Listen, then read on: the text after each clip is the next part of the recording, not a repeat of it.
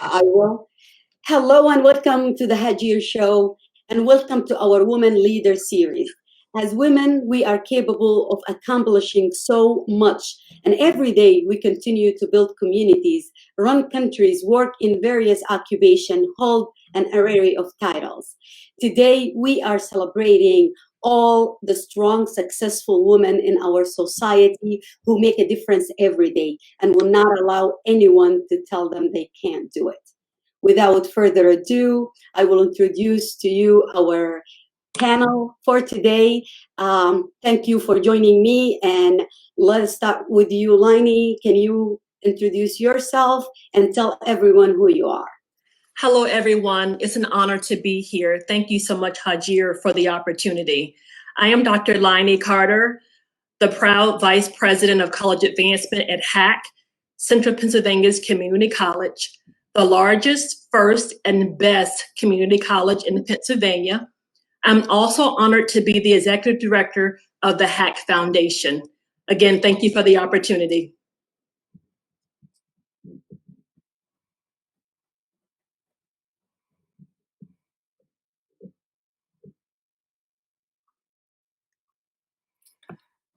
Go on, Anne-Marie. Oh, hi. My name is Anne-Marie Brandt. I am the owner-president of TeamBrandt Marketing, and my slogan is, I am a casual approach to serious marketing. I am a HACC alumni, just wanted to mention that. So, Heck yeah. And I am Gloria Vazquez Merrick, and I am the Executive Director of the Latino, Hispanic, American Community Center of the Greater Harrisburg region. And I'm happy to be here and with this tremendous panel. And I look forward to sharing some of our stories and some of our lessons and inspirations. Thank you, ladies. I truly want to thank you, first of all, for giving us the time and giving our young women out there a role model, a real role model, to show them the way and to show them that everything is possible and hard work pays off. Let's just start by talking about your journeys, and you can feel free to interact with each other and share your stories, and we can all talk, and hopefully someone out there will be able to relate to our story and feel that they can do it. And any one of you can start first. I'll start. I'm a wife, a daughter, a sister, an auntie, a godmama, a grandmother. I am blessed to have bonus children and bonus grandchildren, but I am officially CBC, Childless by Choice. I turned 50 a few weeks ago, so I'm 50 and fabulous, hashtag 50 and fabulous. I am the first person in my immediate family to graduate from college, so I'm a first generation college student. My parents, blessed, generous, loving parents, did not attend college nor graduate, but I always knew I was going to attend college. It was never a question. I was going to college. My parents always valued higher education. I was honored to go on to Virginia Commonwealth University in Virginia, where I earned my bachelor's and my master's, and I have a Ph.D. from Old Dominion University, also in Virginia. Yes, I'm a Southern belle, so if you hear the twang, it comes out every now and then. My journey is similar to these women's journey. I worked hard all of my life. I didn't do it alone. People helped me along the way. And one of the best reasons I love doing these types of discussions is, you don't get through this life alone. And women need to feel comfortable asking for help. And women who make it need to reach back and bring other women along. Mm-hmm. HACC is my fourth community college. I built a career around higher education, and I worked at 2 4-year schools. And for those of you who may think that higher education is boring, let me tell you, some of the best stories I have, totally real, not fake news, come from higher education, an exciting profession, where at HACC, we handle, my team and I, phenomenal team. Some of them are watching. Shout out to my team, Office of College Advancement. We handle for all 5 campuses, advertising, PR, marketing, fundraising, grants development, web development, alumni relations, photography, videography. We do all of that for 5 campuses. And as a 18-year-old at VCU, I never thought my life would end up as good. I knew it would be a good, blessed life, but I never thought I would end up as a vice president with a Ph.D., a husband of 24 years, very good life, a blessed life with these challenges. My life has exceeded my own expectations because I have a praying mother who prayed for all 3 of her children, and my daddy, and my parents are still with us. My parents poured into us and invested in us. And so I am my ancestors' wildest dreams. I am sitting here as a Black woman in America, successful, bold, courageous, speak out on social issues because people died for me to have the right to be here.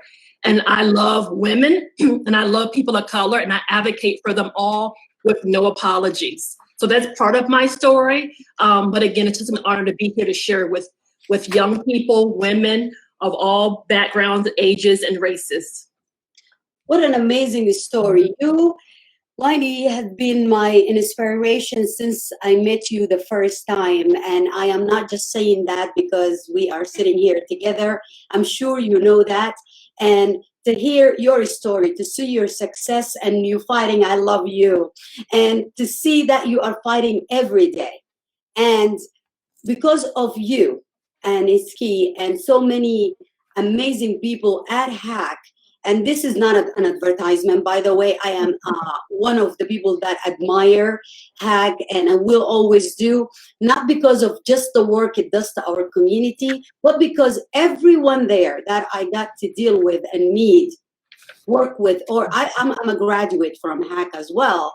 And, you know, it's not because of you and amazing people there, I won't be standing as a successful businesswoman as well, and someone who is able to share their story and be able to do what I'm doing now. So for that and a lot, I want to thank you. And you know, it is not just an honor to have you, but for your parent to sit, especially around this time now, and see what you can do, you know, as a strong Black woman in our community and as a successful person who's using her time to help others. You said one thing before I let the others speak, but you said one thing that is very important and I think should be the foundation of every discussion, that as women, we should lift each other up, help each other to rise instead of tear each other down. Don't you think, ladies? Yes, absolutely. Absolutely. Absolutely. And I'm sure we've all had challenges in that regard as well. Yes, we do. So that's interesting. Yeah, I totally agree with you, Hagir. And Linnie, I loved your story and persevering and being the first to graduate from college. You know, if Hagir, do you want me to pivot into a little bit about my story, or? Yes. Go for it, and we will go back and forth and talk, because you all have amazing stories, and 1 hour is not going to be enough. Right. I know. At least allow people to get to see your faces and know your names and hear your stories and get inspired. And shout out to Ski, he's watching right now. Hi, Ski. Dr. Ski is How are you? the most amazing man you can ever. I started at HACC. I'm not ashamed of feeling biased toward this man. I can't even begin to explain how amazing he is. Love you, Dr. Ski, and HACC proud, yes. Well, thanks for joining, Dr. Ski. Yeah, as a young girl, you know, I wasn't exposed to what's most important for you to have a career pathway. And I could relate to a lot of what Linnie was saying, you know, being one of the first to graduate from college in my family. And wow, it was a long journey. But I wasn't exposed to that as much because first off, my mother had come here from Puerto Rico, really didn't speak English. So one of my first jobs, I say, was to be a translator and interpreter and to teach English. And that was probably starting at the age of 10. And so, matter of fact, when I was born, when my mother came here, she refused to go to the hospital because she didn't speak English and she was afraid. So it was important for me to teach her that. But that just gives you a little bit of a background. She probably went to about the 5th grade. My father went to about 8th grade. But, you know, they did what the best they could for all 6 of us and put us in private school. My father would barter constantly. I learned how to barter from my father because, you know, at the school, my brothers would paint all the bleachers. I would do work at the church rectory. I would do all kinds of things. And my father would paint whatever he had to do for us to be able to get into the schools that he wanted us to get into. He, you know, everybody called him. And so it was a lot of bartering. We didn't have to pay for the education. Honestly, it was bartered. So anyway, so I went to private school. I ended up, you know, getting married at a young age and had a child, ended up as a single parent after about 5 years. And so I ended up with a 1.5-year-old and myself. And so I started trying to figure out what I needed to do. I was already working, but it wasn't until I transitioned to a job. Well, first off, I was schooled to work. I didn't go right to college because we needed the money. And, you know, so I ended up getting a phone call from someone saying, hey, Gloria, the Governor's Office of Administration is looking for someone. And you just graduated. And they told me you aren't going directly to college. So we want to hire you. Went on the interview, got the job, and I started there. And so then it just seemed like one thing led to the other. And so when I became a single parent, I was just transitioning into a job. I was blessed because I ended up going to the Pennsylvania Commission for Women. And so here I was, you know, I just didn't have a lot of direction, wasn't sure what to do. I'm at the Commission for Women and they took me under their wing and, you know, they built my confidence and I learned that there were a lot of women out there, displaced homemakers, because I ended up working with displaced homemakers and a lot of women who had a lot of issues, needed a lot of help. And so I immediately, it's like baptism by fire. It was like I was empowered to assist these women that I could totally relate to because I felt myself as somewhat displaced myself. And so after I picked myself up by the bootstraps at the Commission for Women. And from then I just aspired to different positions until I thought, well, you know what, this is all great. This is wonderful. I'm getting into all these jobs, you know, because I'm busting my butt. I'm working so hard. I'm trying to prove myself. Mm-hmm. And then I thought, you know what, I should really think about going to college. So then I thought, well, HACC is close by. So I know Dr. Ski's out there probably having a toast on that one. But I did end up going to HACC and I started there. But since I was working, I could only take a couple classes at a time. So I stayed with HACC until I was able to nearly finish my associate's degree. And then I transitioned to someplace where I was looking for someplace to expedite my education because I found that I was moving so fast without the degree that I was thinking, wow, imagine if I had that, you know, maybe that would open some other doors. So I did that, went to HACC, and then I ended up transitioning to expedite to Eastern University and continued to work give my job 100% and to give my education 100%. And it was an amazing journey. I ended up graduating cum laude from Eastern University, got my degree, and worked the whole time.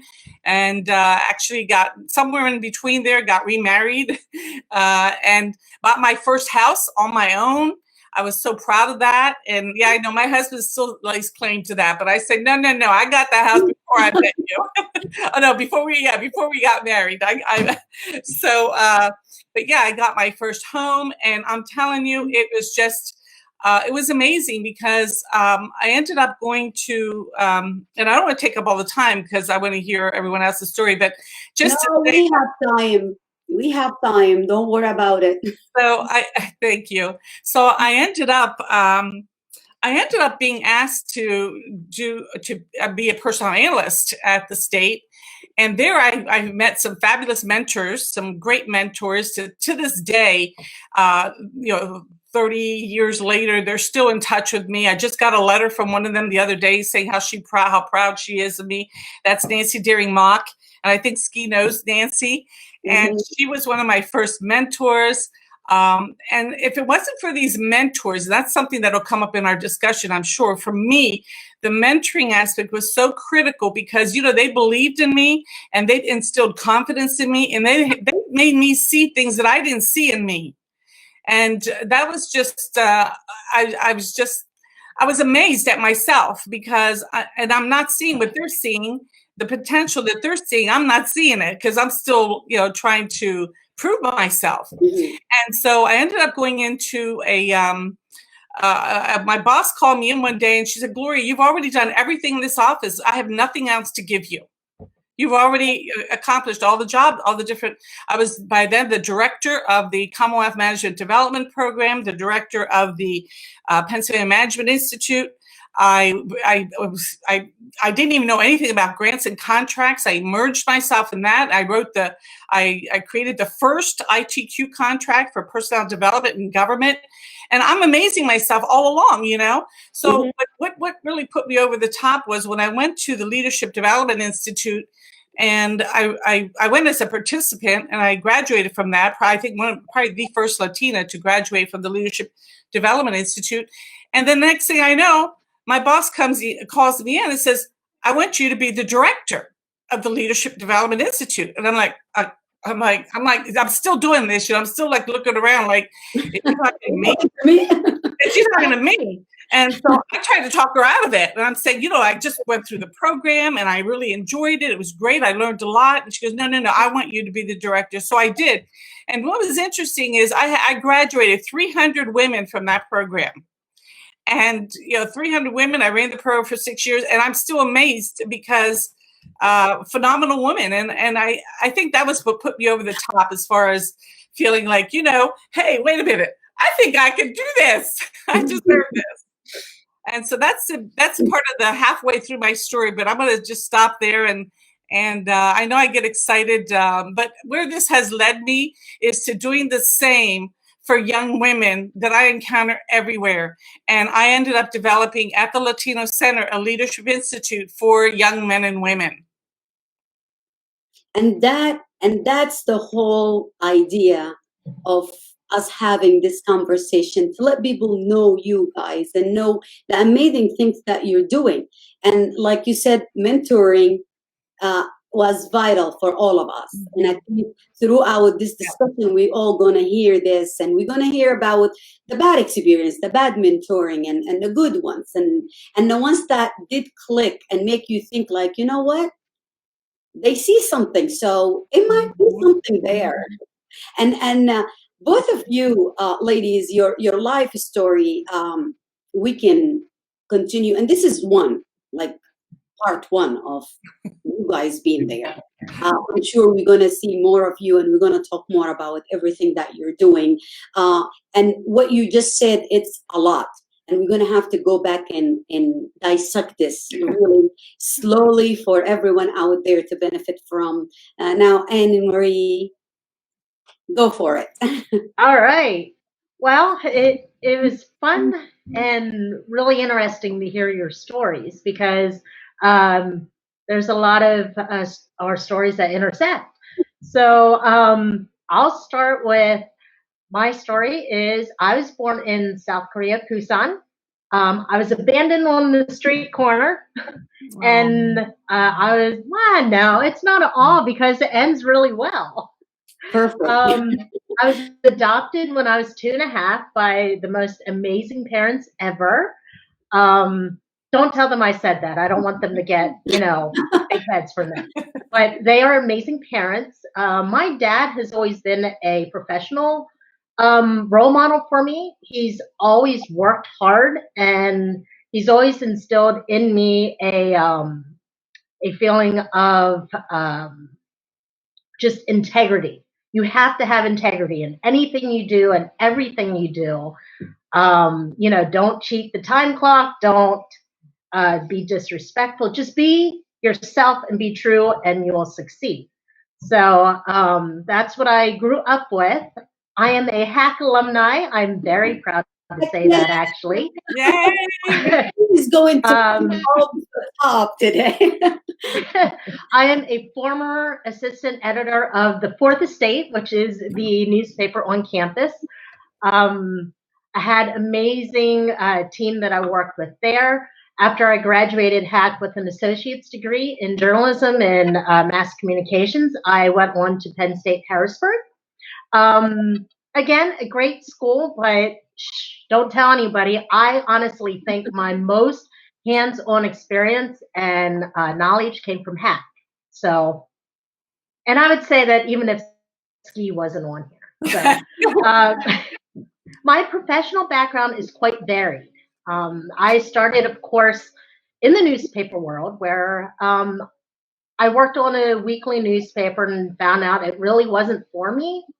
And there are several reasons for that, but I then went into state government and I worked at the Department of Education as a clerk. And then I interviewed and got a job in the governor's office and the governor's policy office. So that's where my story intersects also.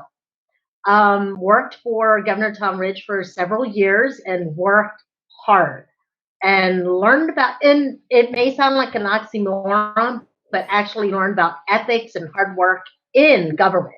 Mm-hmm. After that, I entered the sales world and worked in several industries in sales.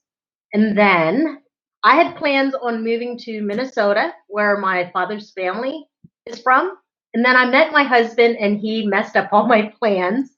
Men do that too. I know, right? We got married. We got married 5 months after our first date, and we've been married over 14 years. And he is the main reason why I have TeamBrandt Marketing, because I was getting tired at my job. Loved it, but working 60 hours a week when he works third shift, he worked shift, I worked first shift. It's not really good for marriage. And he's like, why don't you start your own business? And I'm like, what would I do? He goes, anything you want. Oh, so I began TeamBrandt Marketing. And what I do is I help small businesses brand themselves. And I'm also a business mentor. And family-wise, we have one niece that's absolutely beautiful, and I have a bonus niece and 2 bonus nephews that keep me hopping. One thing I wanted to add in with the mentoring part is I believe mentoring is so important. Not only the younger generation, but also our fellow generation and the older generation. Yeah. The very first thing I did when I began my business is to find a group of colleagues and turn them into a mentoring group. And for me, a good mentor is someone who doesn't just say, good job, Anne-Marie, but is also like, Anne-Marie, you're acting like an idiot. Yeah. Don't do that. Yeah. And I've been blessed, absolutely blessed with 2 good mentors. One mentor, because she was the most horrible boss, she taught me what not to do. We have those? Yes. She tried to use sexuality as a selling point and hated that. Yeah.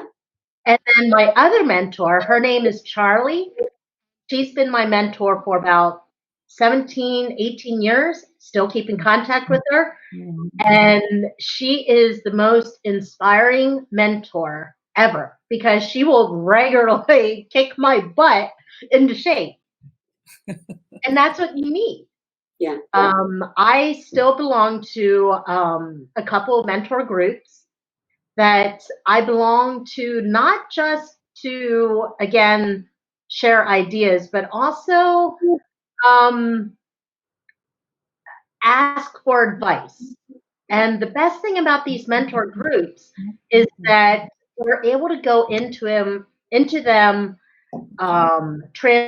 with a transparent ego and just saying, hey, I'm not really sure about something. Can you all give me help? Or give me some advice, or give me some life experience that may help. And the age span goes from, we have someone in their early 20s to someone who, is in their 60s. And I think that's very important to have the wide range of ages, different sexes, different backgrounds. Definitely. How's that? Wonderful. That's and yeah, amazing. actually, the Zoom session that I help facilitate is called the Caffeine Connections Group, and it meets every Thursday morning at 7:45 a.m. Nice. Like, that's commitment. 7:45. I'm really early. I have Ski's message in your face. I try to put all the positive comments here up so you ladies can see it, but I have to change the way we are so it won't cover someone's face. But one last thing I do want to say about that mentor group is advice to everyone is, if you can't find a mentor group that fits your personality and fits what you are looking for professionally, create one. I mean, that's how the Caffeine Connections group began. We started it a couple weeks into COVID, because us business owners were finding ourselves, first of all, disconnected. Second of all, we needed a safe place that we could talk with other business owners and say, one, we're scared. Two, we don't know what we're doing. And three, what are you all doing to help your employees and help your business and such? Be your own advocate. That's the most important part, Anne-Marie. First of all, I'm sure a lot of people out there can relate to your story and see that, like you said at the beginning, it turned to be not just good, amazing. You turned to be an amazing woman, an inspiration to so many other women out there. So it is a happy ending. And again, you are showing women that there is a lot of bad mentoring and good mentoring. We cannot allow the bad one to dictate how, and unfortunately, and I think we need to all talk about that, if not today, another day, how a lot of people out there are, using women, and women have to use their sexuality, have to use, so many other things that normally a man or any other, creature won't be doing to advance in work, in your job, like the mentor who wanted you to do things that you are not okay with, and as you should. You shouldn't be okay with using your sexuality to advance, but that show me how shallow this person is. Did not know how smart you are. Did not look beyond just you're a woman. Did not see that you can succeed. You as Anne-Marie, like you did now, show her that you can succeed. I can do whatever I set and put my mind to. And I think can I add, I showed up to that meeting in a turtleneck. I got in trouble, but I wore a turtleneck. You did what? I'm sorry, I didn't hear that last part. I wore a turtleneck to that meeting. Oh. That she wanted me to wear a low cut. Oh. Okay. Okay. I hope you did something, reported, or and that happened more than we like to say it happened to all of us at some point in your life. You face this person, or you face this, if it's a woman or a man. And I know you and I had a conversation about, all the bad experience that I had was with elderly white men who came and told me that I can't do anything. I cannot succeed with my business because I have an accent. I'm a woman. I'm an immigrant. And he said, again, may I add that you have an accent and you're a woman. So he did this like 3 times, and he made me feel I'm a hard-headed person. All you need to do is tell me I can do something, and trust me, I'll show you what I can do. So that was enough for me. And I think anyone listening to us right now, just find that one thing that lights your fire, that help you find who you are, and don't allow anyone to tell you that you can't do what you had your mind set to do. And I think you, lady, all 3 of you are a perfect example of that. Iski's having a blast here. We love you. I have to put my glasses on to read what he's saying. I know. He's saying a lot of good, positive stuff. Oh, And good. like someone like Iski, if you just allow me to add 1 more minute before I let you guys talk. Iski is one of the people that, just like Linnie, you feel their support, even if they're not physically there. I never had a bad day or a bad thing happen in my life. I did not wake up the next day and found a card in the mail from Iski, or a note or a positive message. And we need to associate ourselves with positive people who keep us going. Any person that pulls you down and give you negative vibes, guess what? You heard it from me here. Let them go. I don't care who they are. Parent, sister, husband. Right, Linnie? So, ladies, let's go back to your stories, and I know that there is a lot of sacrifice that you ladies did to get to where you at. And if there is one, not just one advice, I know there will be more than one advice, but what would you say to the young you and the young women and men out there who are trying to survive, especially in this time? And if you allow me to just say that my heart is achy, and just to see what is happening now in the United States, and I know, this is a totally different subject, but it all tied up. Like for us to see what is happening and the treatment that is happening currently, and for Jacob's family and all 3 victims down in Kenosha, my heart goes to their family, and for everyone that is hurting from feeling the systemic racism and the oppression, and feeling that they have to work 3 times or 5 times harder than anyone else in their position. So I can keep going on and on, but let's talk about what advice would you give to someone out there who is going through what you ladies went through. Start with you. I'll go first. Is that okay? Mm-hmm. As a Black woman, 50 years old, living in America, I feel anger every day, all day. Mm-hmm. It is very hard and heart-wrenching to see people who look like you slaughtered in the streets of America, a country we built, enslaved Africans. Yes. We built this country, and we're now treated as if we are second-class citizens. Mm-hmm. And I tell, because Black women are often labeled as angry, I tell young women, Black women, you have a right to be angry just like white people and just like men. Yeah. And anger is a natural emotion. And only a psychotic person would not feel anger when you watch your people get murdered with impunity. So yes, we can be angry just like white people and men. I have a phenomenal team at HACC of 21, mostly predominantly white women who I adore. And I tell people, if you do not have a Linnie Carter in your life, get you one. Yeah. Because Black women can teach America a lot. Yes, they do. And of those superstars who I'm honored to lead, 2 are Black women. And I tell them that, and I check in with them. And as a note, if you're pro-Black, it doesn't mean you're anti-white. And if you're pro-woman, it doesn't mean that you are anti-male. I support my entire team. But you can advocate for people who don't have a voice, and those who have a voice should not feel some kind of way about that. So when people say, well, what about the white people and the men? I look out for my entire team, but my Black women need me more than my white members of my team right now, so they get my support.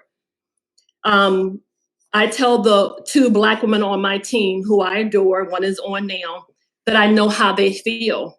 When you ache for your dads and your brothers and your sons and you fear for their lives. And one of the things that I do, I make sure that with all my anger and rage, I never come to HACC and take that out on white people who are good and decent. Black people, and you know this, Hagir, we have to bottle up our emotions and put them on a shelf and take them off so we're not hurting people who have done nothing to us. But that rage and anger is warranted and it inspires me. And so my advice to Black men and women is racism is never going to go away. Let's not be naive about that. It's never going to go away.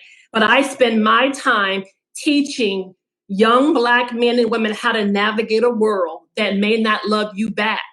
And to seek, you have to pocket your experiences, compartmentalize the people in your lives, and you say, I'm not going to get this from this group of people. If I need my soul fed and I need a safe place, I'm not going to get it from these people, but I will get it from these people.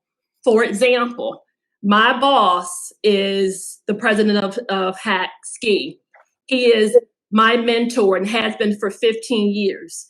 This white man who is gay is the most compassionate, decent, good, empathetic, high-performing boss I will ever have in my life. If I live to be 100 years old, I would never work for another person like him in my life, and I know that. And when I need that listening ear, I can go to him. When I need to talk with Black women who feel my pain, I have a village. I have sub-villages. So what I tell young Black men and women, white people, there are some things they cannot do for you when you need to talk about your rage. But then I have my predominantly white female staff who I adore, who are on a journey to be anti-racist, who feed my soul in ways that my Black friends cannot feed it. And then my white male gay boss feeds my soul in ways that other people cannot feed. And so I've built a village. And they know that it's unconditional. I know they care about me deeply, and I know that it's unconditional. I never have to be inauthentic. And I'm fortunate because I know there are people who will never have that safe place. I can speak candidly and know that I will not be penalized. I will not be written up or anything. So what I tell young Black men and women is, you get to choose who you work for. But to have the privilege of choosing a boss like Dr. Ski, you have to get your education. Because if you are at the bottom of the totem pole in terms of the job market, economy, and all of that, you don't have a voice. It's hard to silence a Black woman with a Ph.D. who has connections throughout the country. Because white people have privilege. We don't have that privilege, so we have to build connections. I know that if anybody messes with me, I can pick up the phone, and my white male boss who has white male privilege will use his privilege for good to advocate for me. So you have to have a voice for yourself, and you have to build a village of people who can speak for you when you are too weak and weary to do it for yourself. And how do you teach Black men and women how to get through a day where people are coming for your throat just because you're Black and you want to go off and you know you can't because you will go to jail or lose your job, and how to navigate that but not lose your soul and not lose your job. So those are the discussions I'm having with my employees, my mentees, because while I have some phenomenal mentors, I'm also a phenomenal mentor myself, and people, so we can leave this, we can be whole. We're hurting right now. So I'm not going to be like, oh, kumbaya, it's going to be okay. It's going to get worse before it gets better. And nobody wants to hear a 50-year-old woman with a PhD be passive and talk about kumbaya. It's insulting. So when I bring it, Hagir, I bring all of it with the fullness and the boldness and of my candor as my parents raised me to be. Yeah. And yes, for those in the back, hashtag Black Lives Matter, in case you were wondering. Yes, it does. Yes, it does. And Linnie, this is also another subject that we do have to come on and discuss again, because we have to address all and I said that before, and if you follow me on Facebook, you know that a lot of people are afraid of sharing their opinion, but you have to be strong. I share my opinion because I live in this life once, and I am intended for it to matter. I don't care who you are. You want to take your business away. You want to, thank you, Linnie. You want to unfriend me. You want to do whatever. I have 4,900 friends. I have over 15,000 followers just in my public page. And you know what? If you don't like what you're hearing, and I tell them that, and they know, you have to be blunt. Bye-bye. I'm old enough, like you said, we're all old enough to get to the point that at this time and age, if I cannot assure that you will be by my side, I don't want a number. I want someone that I can count on. And you know what? Always Black Lives Matter. And all lives matter when Black Lives matter. So we say that all the time. And I know this is, I discussed the subject. And like you said, we have to focus on our specific, and not to be ashamed of your background. You have to come out and say, you know what, I am a proud Latino and I will support my community. And this is my second home, for example. United States is my first home. I am Black American, but I am not one person that will see color. I will help anyone, but I will be proud of my heritage and address the issues as they come without being afraid. So thank you, Linnie, for everything that you're doing. And thank you for being a voice for the voiceless. And again, we will have to talk about, dissect all those issues and advices to specific group of people throughout our life until we die. We will continue making a difference. And Gloria, sorry. I know I talk too much. No. That. And Marie or Gloria, whoever wants to jump in, feel free to talk to us about advice. What advice would you give to anyone? And I know Iski just asked a question. He said, what's the most common question you are asked by young female mentees? Well, I think that the main thing that they ask me, my mentees are usually high school and college. I work with a lot of high school and college students, and they want to know my story. That's what they do. And I tell it to them, and I tell it to them with a passion. I tell them the good, the bad, the ugly. I tell them what to, well, they can decipher for themselves. As they hear my story, they can kind of deduce what are some of those barriers and what are some things that they're going to be confronted with in the future, because those things are not, they're not isolated to my circumstance. But those are transferable barriers that no matter what they end up doing, they're going to come across those things. I tell them about, and to your point, and Linnie, I loved what you were saying about the Black Lives Matters and Black Lives Matter. And when I call, like, we are the Latino Hispanic American Community Center. So when we talk about heritage, we talk about racism and things like that. I relate that to when I have to call somewhere and they say, and who are you with? And I say, I'm calling from the Latino Hispanic American Community Center. And because I've been around for many, many years, like yourself, I know immediately when someone, that was a buzzword or a trigger word for someone. Yeah. And it's unfortunate that when you have to, you're trying to be nice and everything, but once in a while you just got to pull that out and say, now hold on a second there, I'm with the Latino Hispanic American Community Center. I'm the executive director, and I'm just trying to get some information for our organization here. And I'm sensing that I'm sensing something here. I let them know I'm sensing something here and I'm not comfortable with it. Yeah. And so a lot of folks don't see that side of me, quite honestly, but it comes out. It does come out.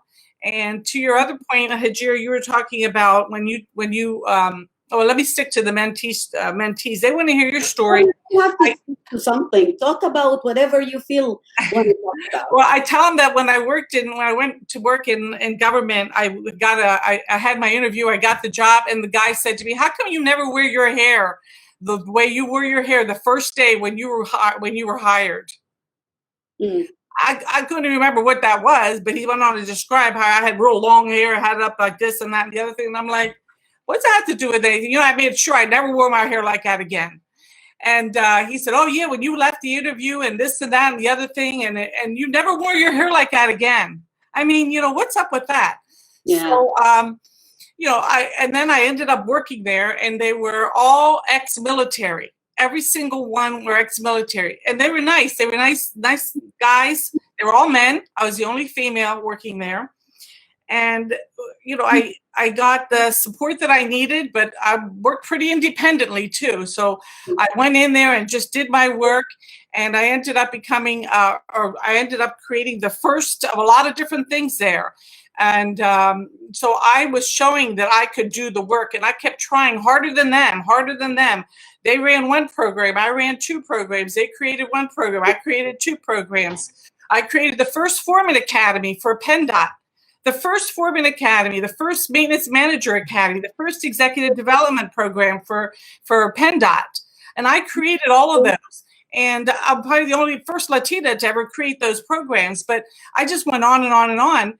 And then one day, one of the colonels in there asked for promotion. So my manager calls me in and says, hey, so-and-so asked for a desk audit because he wants a promotion. And he said, well, we sent it over to the Office of Administration. They said that when they interviewed him, they wanted to interview you. And I just looked at him like, oh, okay, because we were the same level. Yeah. And it was interesting because I said, well, what do I have to lose? And he just looked at me. He says, well, I don't know if there's anything to gain, but it won't hurt. And so I did. I went on the interview. I'll tell you, that was a long interview. I went through all the programs I did, everything I did in there. And it was a black male. And he just looked at me and he said, after I was all done, he said, what were you waiting for?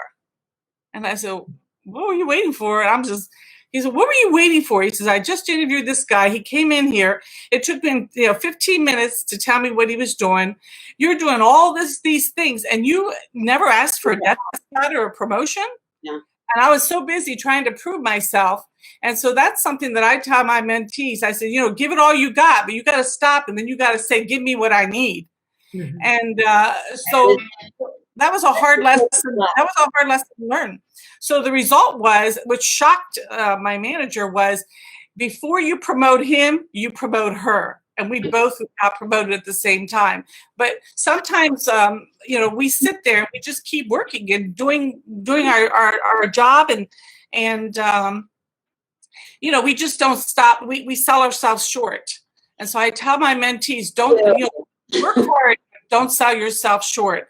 And I say to them, my quote to them is always, set goals, but remember, obstacles are those dreadful things that you see when you take your eye off the goal.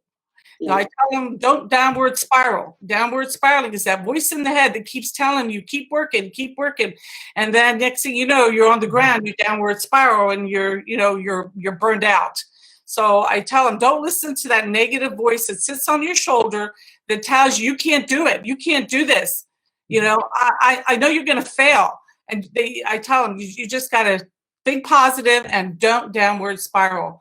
And I just did a motivational session for all the ninth graders at the Harrisburg High School.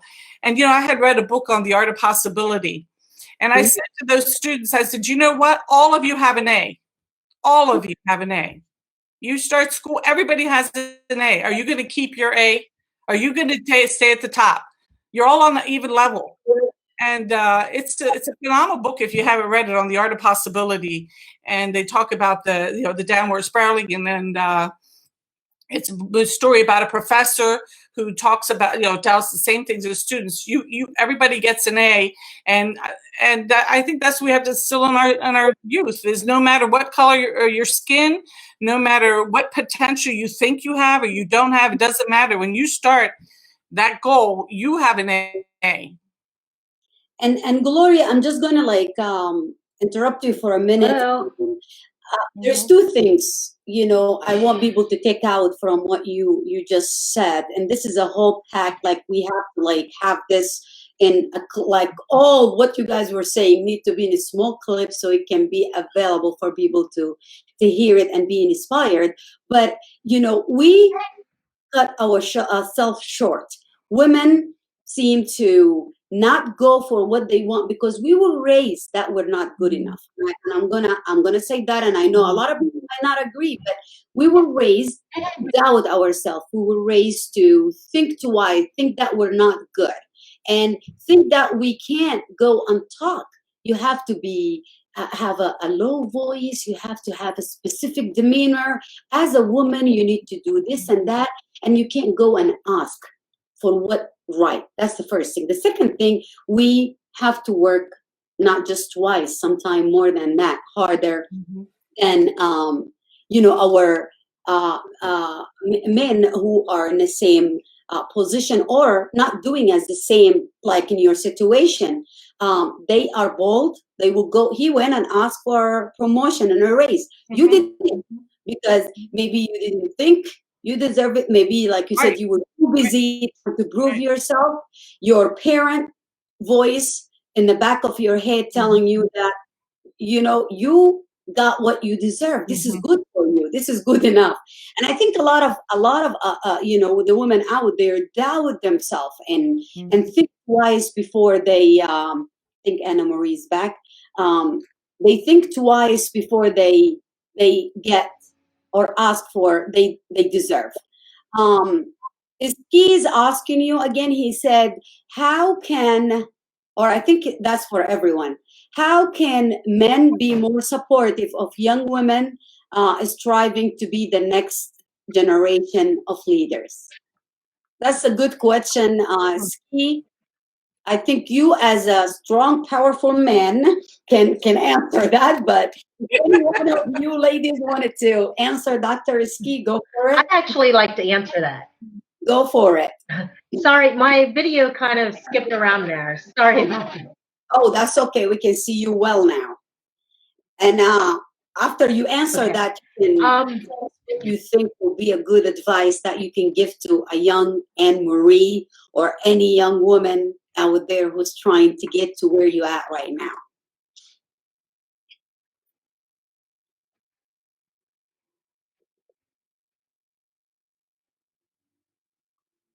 Can you hear us, Anne Marie? Well, my advice yes, sorry, our mountain's being really weird right now with the weather. So the answer to Ski's question of how can men be more supportive of young women is to compliment them for how smart they are. Don't start a conversation with, don't you look pretty today? Really show young girls that, brains and being strong and knowledgeable.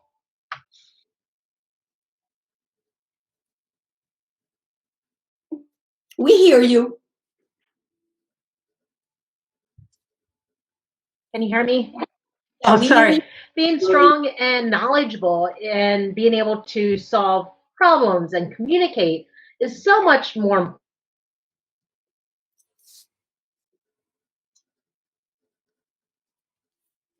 Anne Marie told us earlier that she's up in a mountain and the thunderstorm might cause issue with her internet connection. So until she come back, and hopefully she'll be able to come back, her video froze for a minute.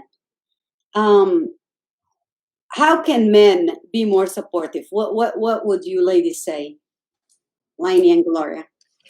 I would say, first, don't see us as sexual beings. We mentioned that earlier. Encourage them to be confident. Men and white people are always encouraged to be confident. And when women, and especially women of color, are confident, it is seen as an affront. So encourage and reward confidence, because that is a compliment and it's a good thing. Secondly, give them opportunities. You know, so many times white men who have the most privilege in our society go to other white men to be allies and mentors for them. Seek out someone opposite demographic. So I always tell my mentees, if you're a Black woman, seek out a white male to be your mentor. Naturally, you're going to have Black men as your mentor. Seek out white men who are your mentor. If you are a white male, seek out Black women to be your mentors. Find people who have opposite demographics in terms of race and gender. They can open up a world of opportunities for you and different perspectives. So it's easy to stick with your own, but you don't grow in that way. Yeah.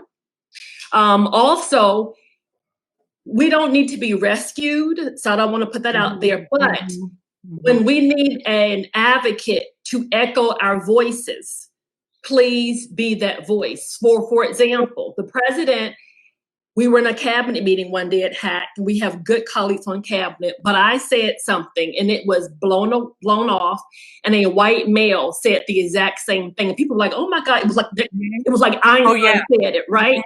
Yes, the president said, Linnie just said that. Good for them. Right? Because he's a great leader. So I said it. Why would you sit there and be like, well, maybe they'll figure it out? He said, she just said that. Right. So we want to, we have a voice, but it's good for you to use your privilege to echo, because men will take advice from other men more than they'll take advice from women. Right. So you need to handle your own men folk, because they'll listen to you more than they'll listen to us. And honestly, I'm biased. I've been with the president for 15 years. He is ideally the perfect. He's not, because there are things about him that drive me crazy. He knows what they are. He is not perfect, but he is perfect for me. He is as close to perfection you're going to get in terms of a boss. He does this well. And the best part about him, another advice, when women employees give their male leaders advice, take it and don't be offended. I will tell the president, I will give him advice about how he could have done something differently. He always receives it well. He never gives me the impression that it would be punitive. So my last bit of advice, Hagir, create a safe place and a safe space for the women in your life so they can learn to do that. And for the next boss, they'll be even more confident. He's already living the dream for me and other women at HACC, but he is a model for other men to follow. That's why we're going to be together 15 more years. Yes. And add to that 30 more. I'll give 30 more. Go Ski. Ski should be on this panel. I know he should. I've been asking him. Trust me, he's a busy man. He's not a woman, so he can't be with us. But you can bring him back for another panel. But this is for the women. This is woman leader, and he is great. But he just said thank you, Linnie and Anne-Marie and Gloria. He said he has a 5 p.m. Zoom meeting. So Thank you. What you said, I think to take out of what you just said, there is a lot. It's important, but the main thing is to, as a man, to support the woman. Do not sexualize them. Try not to, like you said, put them down. Echo the good thing and be a good leader and a good boss. If you get an advice from a woman, don't look at it as degrading. Equality is something that we're still striving to achieve, not just race and sex. As women, a Black woman, a Latino, we are all considered minority, but we have a voice, and there will be so many Latina women out there and Black women out there are looking at those role models, you have to find someone who look like you know, someone that you can relate to.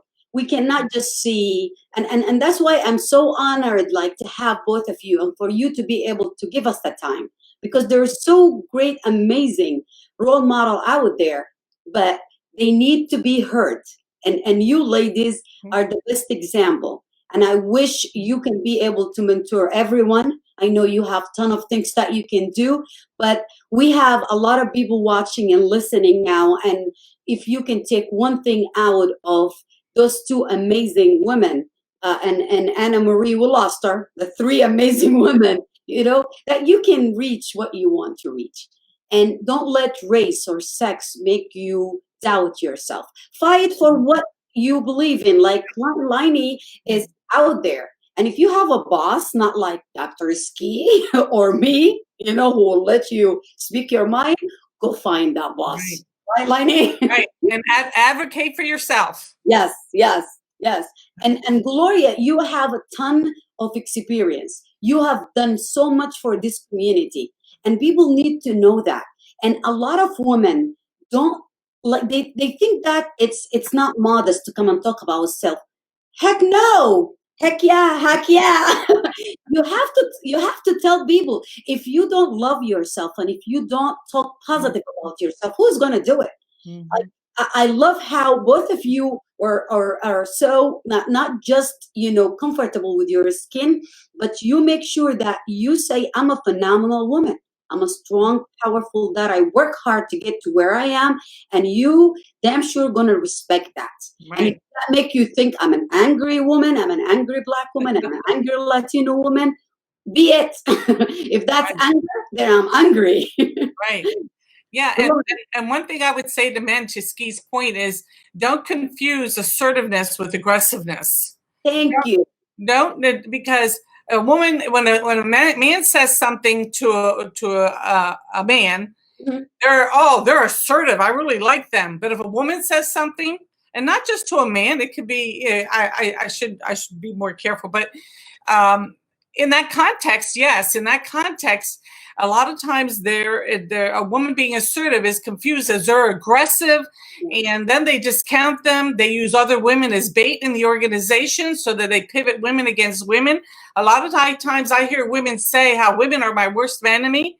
Yeah. And that's a shame. It's a shame, because women should not be their worst enemy, but it's because sometimes there are deliberate or maybe even not so deliberate, but there are things that occur in the workplace that pivot women against women. Yeah. And we should be supporting each other. Women should be supporting each other, and they should be encouraged to support each other. And that's what my goal is, and always has been, is to, support women that I worked with, or that I encountered, or even if I felt some aggression or something towards me, win them over, get them on my side, or try to, compromise or reach a mutual place where we're both, feeling like we're not against the boss. Yeah. We're not against him. We're working together, and we're team players.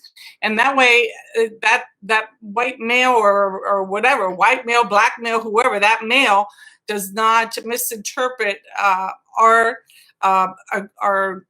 assertiveness as aggression, and just make it miserable for us in the workplace. Yeah, yeah. And we need to stop calling each other. And I know in other panel with this, like, there's a B word. A lot of people say this woman is, because you're strong and you're opinionated. And you're telling people what exactly you want done. And that's how it's supposed to be. And I know a lot of people out there were raised differently. But you know what? You're grown now. You can change your destiny. You can change your route, your route, you can change your life. Your life does not end until you are dead, literally dead. As long as you're alive, you can change your destiny. You can become who you want to be, and not allow people to dictate how you should speak, to, what you're going to be in your life. A lot of people are asking you ladies to come back. I can tell you that. You know, the time is almost up, but we did not even get to the best part. You are both amazing. Talking to you, it feel like a minute, not an hour. And I would love for us to continue this conversation and to dive in more into systemic oppression and racism against women, especially, and how we can succeed and help other women to succeed. I know you, Linnie, said a lot of amazing things that any Black woman can take out of this interview or you know, series and use it. And the same goes for you, Gloria. I would love to have you both back, and we can discuss time together and have you back here continue talking about this important message. All right, sounds great. I'll be back. You let me know. Thank you. Good plan. I want to Help me in. From the bottom of my heart for giving us the time and sharing your amazing experience and your amazing journey and advice. You both are wise beyond my imagination. Even I know you, I know that there is a lot that we can learn from you. Same with you, Gloria. I was amazed reading your story. And I know when I ask about strong, powerful women to come to my panel, Ski jumped and he's like, those are the two you want to contact. And I'm glad. So I want to thank Dr. Ski for connecting us, you and I, Gloria, and for you, Linnie, to come and give me the time. And, you know, just last words for everyone out there, if you have something to say for everyone listening, and just, you know, final departing word before we end this. And we promise everyone out there that you ladies are coming back, and I have it recorded. I'll just say thank you, Hagir. Thank you so much. I've read your story. You have a phenomenal story. You've overcome so much. You're in great inspiration. When I read your story, it was so even inspirational for me. And you know, I want to say to anyone who watched the program here, you know, you heard all of these things today. Hopefully, when you stop watching this, you will jot down just 3 things. 3 things. I will not discount women. I will not listen to that downwards negative voice in the head. And I will not wait and let somebody sell me short. I will be assertive, and I will not be judged, and I will not be perceived as being aggressive. And if I am, I will do something about it. Thank you so much, everyone. And I'm here, Gloria Merrick, Executive Director of the Latino Center. I am a mentor to many, and I will be a mentor to you as well, or a consultant, or I will help you however I can. Feel free to reach out to me at the Latino Center. Thank you, Gloria. Thank you. Linnie.